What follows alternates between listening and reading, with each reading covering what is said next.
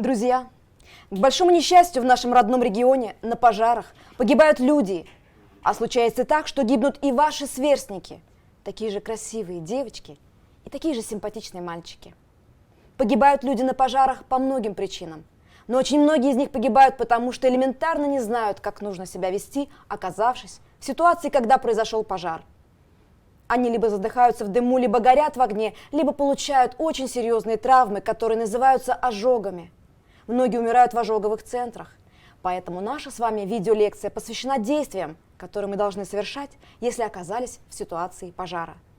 Далеко не все люди знают, что такое пожар, откуда он может возникнуть, где в доме чаще всего возникают пожары, на что надо обращать больше внимания, чтобы не допустить возгорания. Правильные действия при пожаре – это то, что поможет спасти жизнь и здоровье в том случае, если пожар все-таки возник. Огонь не всегда был с человеком. Наши предки не знали огня, они мерзли в пещерах, ели сырое мясо, умирали. Так было до тех пор, пока древний человек не сумел понять, что он может пользоваться огнем. Сначала люди не умели его добывать, они брали горящие ветки от лесных пожаров, тем самым постоянно поддерживали огонь. Когда они переходили с места на место, огонь переносили в глиняной посуде. Позже человек научился добывать огонь с помощью трения. Но не только древним людям нужен был огонь. Мы тоже с вами постоянно его используем. Огонь превращает воду в пар, который кружит турбины электростанции и дает нам электричество, которое мы с вами используем. Газ горит у многих из вас на кухне. И на природе мы также любим наблюдать за горящими поленьями. Все это позволяет сказать, что огонь является другом человека. Что же такое огонь? Огонь – явление горения, высшая степень жара, который проявляется сгущенным светом, соединение тепла и света при сгорании тела. Для того, чтобы огонь возник, необходимы три составляющие. Специалисты называют это классическим треугольником пожара. Источник тепла, горючие вещества, кислород. Источник тепла – все, что можно зажечь. Это открытые электрические приборы или открытое пламя. Горючие вещества – все, что может гореть. Дерево, пластмасса, бензин, газ, ткани, бумага, керосин, химические жидкости. Кислород, О2, содержится в воздухе, которым мы дышим. Без него не бывает огня. И не только без него. Когда эти три слагаемых будут вместе, возникает огонь. Если убрать одну из составляющих, огонь исчезнет. Вода, вылитая на огонь, понижает температуру и устраняет источник тепла. Без горючих веществ нечему гореть, а значит, не может быть и огня. Но в нашей жизни горючие вещества на каждом шагу. В треугольнике огня может возникнуть и четвертая сторона. Это мы с вами. Мы, которые очень часто превращаем треугольник в квадрат. Мы, которые являемся причиной возникновения огня. Без огня наша жизнь невозможна. Огонь обогревает нас в холодную погоду, готовит наш завтрак, обед и ужин. А как приятно посидеть перед костром или камином и послушать треск горящих поленьев. Огонь служит человеку, но с ним нужно быть очень осторожным. В руках безответственных людей огонь становится врагом. Так, человек может управлять огнем легко и без особых усилий, вызывая и прекращая его существование по своему желанию. В этом случае огонь – друг и помощник человека. Но когда огонь выходит из подчинения человека, то он становится его врагом. В этом случае мы говорим, что произошел пожар. Пожар – это огонь, которым человек не может управлять. Он может повредить человеку, нанести вред его здоровью или даже отобрать жизнь, уничтожить целые дома, поселки и города. Пожары возникают на Земле в среднем каждые 2 минуты. Они приносят много горя людям. Для борьбы с ними надо знать, где, как и когда может возникнуть пожар. Какие правила надо соблюдать, чтобы этого не произошло. В 2021 году в Республике Башкортостан произошло 11 440 пожаров. Пожар унес жизнь 278 человек. Также Анализ происшедших пожаров на территории республики показывает, что за последние 5 лет с 2017 по 2021 годы зарегистрировано 43 пожара, при которых погибло 59 детей. Основными причинами послужило нарушение правил устройства и эксплуатации электрооборудования, неосторожное обращение с огнем, поджог и другие. Условиями, способствовавшими гибели детей, являлись состояние сна, невозможность принятия правильного решения о самостоятельной эвакуации и состояние паники.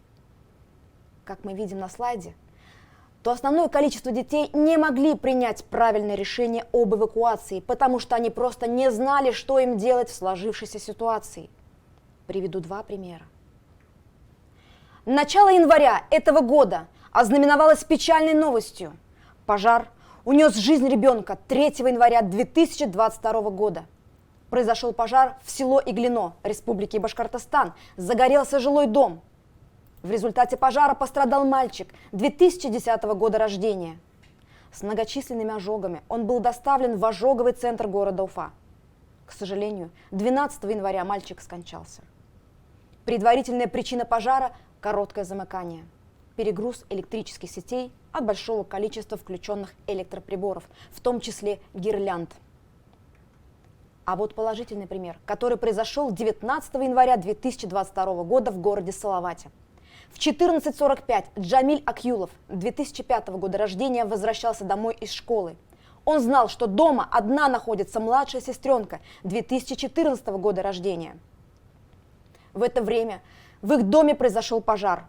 Силами и средствами сотрудников пожарной службы из дома было эвакуировано 20 человек. Однако маленькая сестренка Джамиля оставалась дома одна, в опасности. Немедленно ни минуты он забежал в подъезд, затем в квартиру, взял за руку сестренку и, намочив тряпку, чтобы было легче дышать, они вышли на улицу. Спасение произошло благодаря четким знаниям мальчика, как правильно нужно действовать при пожаре. В этой лекции мы затронем тему техногенных пожаров. К техногенным пожарам относятся те, которые возникают на объектах, созданных и используемых человеком. Такие пожары возникают в домах, квартирах, школах, на фабриках, заводах и так далее. Давайте рассмотрим основные опасные места в доме и посмотрим, как и откуда может возникнуть пожар, и подумаем, что нам надо сделать, чтобы он не возник. Сначала мы поговорим о пожаре, который может возникнуть у вас в доме.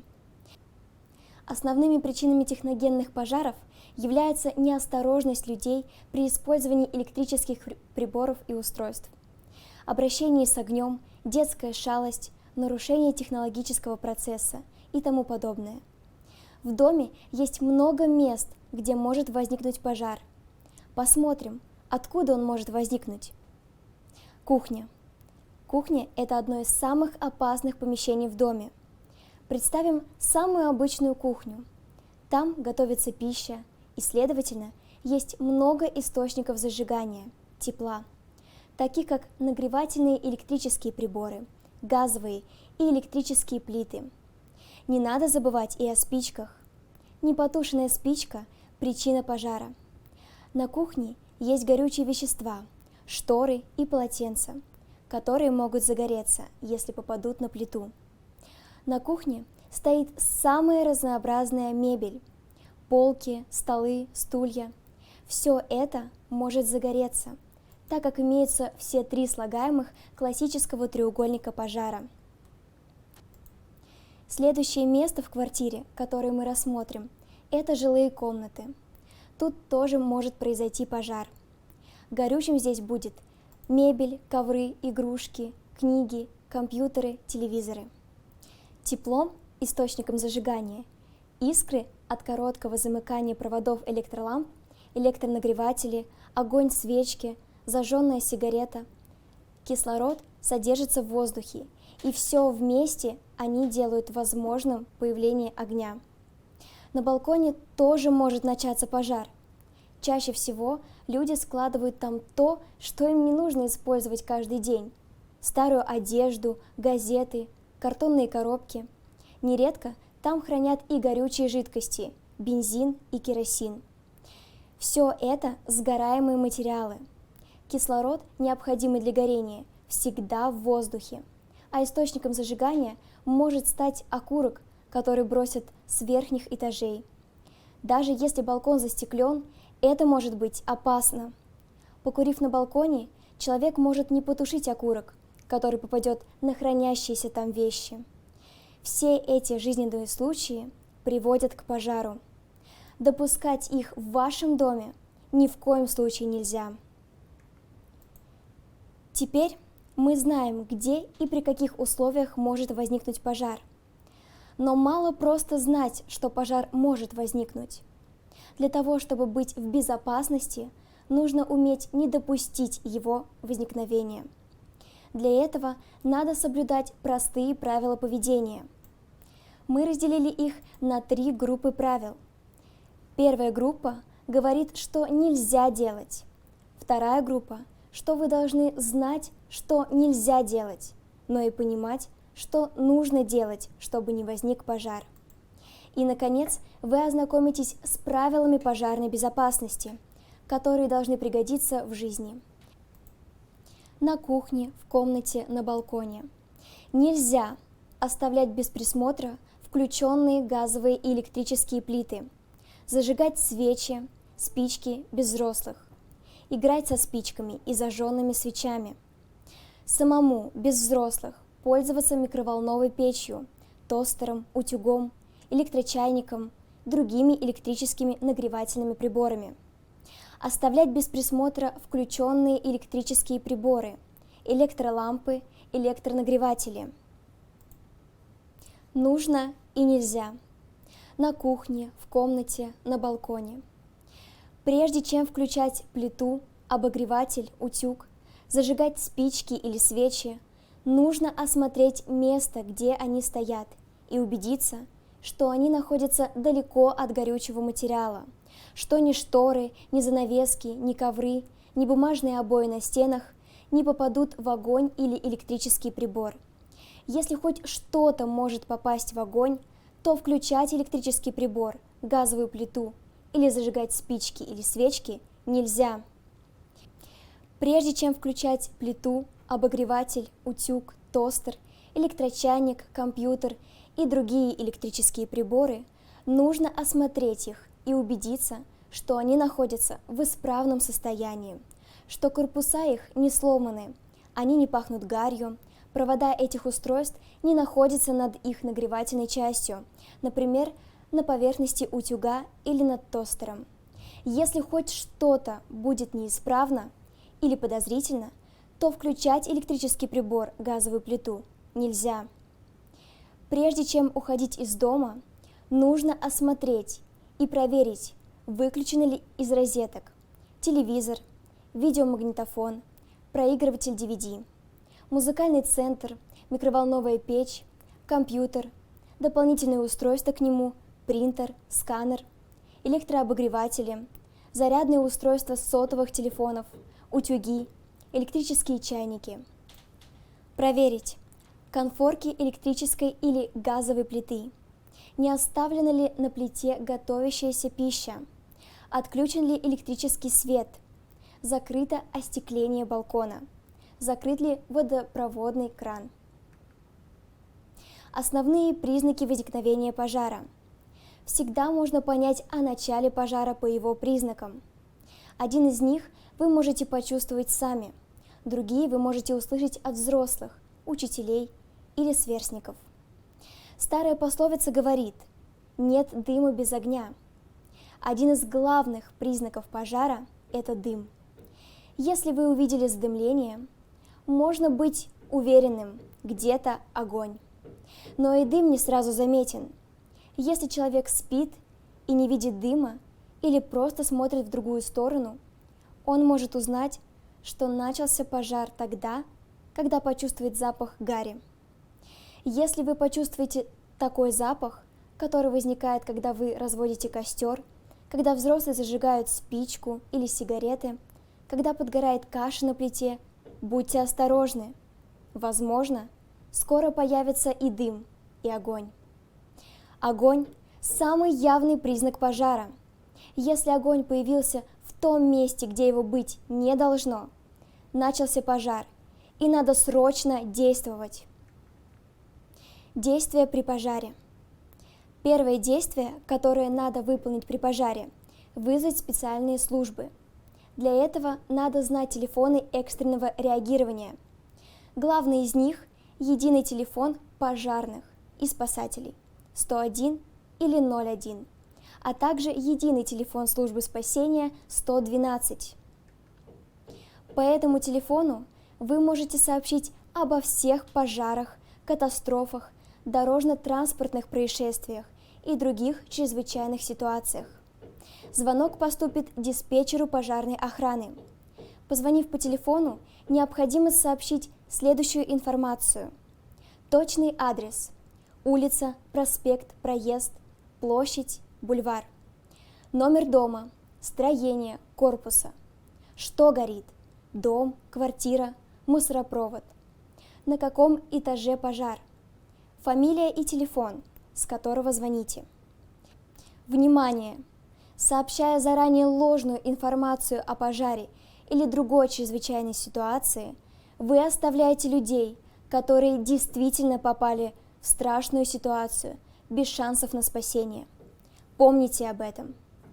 При сообщении о заложенном взрывном устройстве в здании школы вы отвлекаете от работы в среднем 3 пожарных автомобиля, 5 экипажей полиции, 2 экипажа ГИБДД, 3 машины скорой помощи, 1 или 2 экипажа кинологической службы.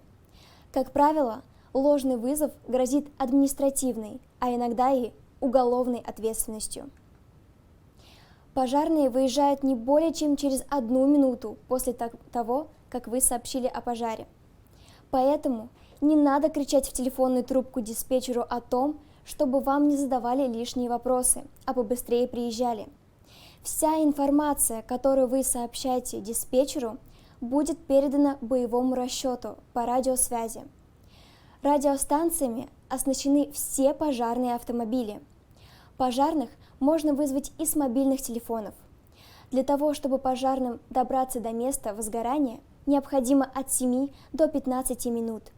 В течение 45 секунд пожарные получают сигнал о пожаре и выезжают на адрес.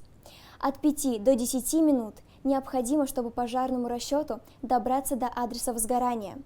В это время диспетчер передает всю необходимую информацию о пожаре. И от 2 до 5 минут уходит на то, чтобы развернуть пожарный расчет, лестницу и так далее. Правильные действия при пожаре.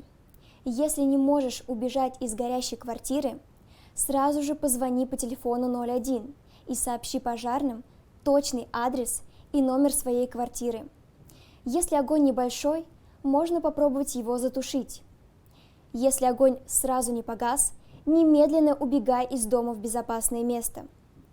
Если чувствуешь, что задыхаешься от дыма, опустись на корточки или продвигайся к выходу ползком. Внизу меньше дыма. Органы дыхания лучше сразу защитить мокрой тканью, носовыми платками, полотенцами. При пожаре в подъезде никогда не садись в лифт. Он может отключиться, и ты задохнешься. Ожидая приезда пожарных, не теряй головы и не выпрыгивай из окна. Тебя обязательно спасут. Когда приедут пожарные, во всем их слушайся и не бойся. Они лучше знают, как тебя спасти.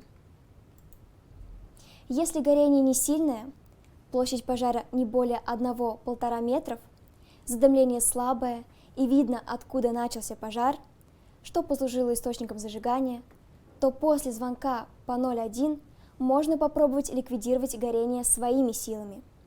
Для этого нужно использовать специальные устройства, первичные средства пожаротушения, огнетушители.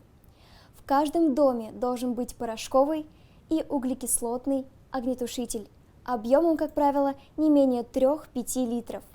У пожарных даже есть профессиональная поговорка: каждому жителю по огнетушителю.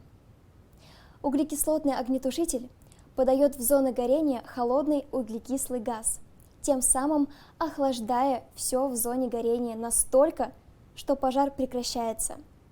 Для того, чтобы привести огнетушитель в действие, необходимо выдернуть чеку, поднять рычаг до отказа или ударить по кнопке, направить ствол насадку на очаг и нажать на курок. Через 5 секунд приступить к тушению. Тушить пожар следует зигзагообразными или круговыми движениями от края к центру очага возгорания. Инструкция к использованию огнетушителя. Срываем пломбу, выдергиваем чеку, направляем раструб на место возгорания и нажимаем на рычаг. При тушении подносить раструб на безопасном расстоянии. В каждом производственном здании есть пожарный щит. Это набор инвентаря для тушения начинающегося пожара. Необходимо знать, где находится пожарный щит и значение каждого предмета инвентаря. Это может сохранить жизнь. Также стоит помнить о том, что в каждом доме и квартире должен быть установлен автономный дымовой пожарный извещатель, который обнаружит пожар, подаст мощный звуковой сигнал и разбудит спящего человека. Благодаря извещателю вы сможете вовремя предпринять действия по спасению и эвакуации. Стандартный дымовой автономный пожарный извещатель состоит из корпуса, внутри которого располагается электронная плата и специальная оптическая система. Оптическая система представляет собой дымовую камеру, защищенную от попадания прямого света, в которой установлены инфракрасный светодиод, генерирующий луч света, и светочувствительный элемент, который при попадании на него света вырабатывает электрический импульс. В нормальных условиях луч от светодиода не попадает на светочувствительный элемент. Но если же в корпусе оказывается дым, то на его частицах происходит преломление и рассеивание светового луча, часть которого начинает попадать на фотоэлемент, который генерирует электрический импульс, передавая его на микроконтроллер, приводя в действие систему сигнализации.